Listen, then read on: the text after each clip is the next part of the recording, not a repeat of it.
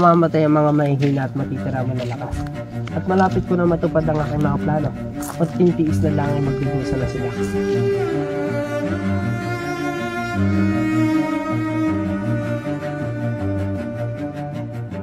Ang iyong kamatayan o ang iyong kinabukasan?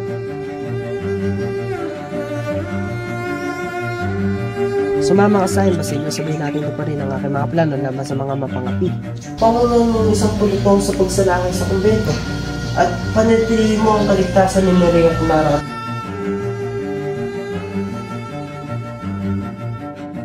Ngayong gabi ay paparasahan natin ang mga kasalanan.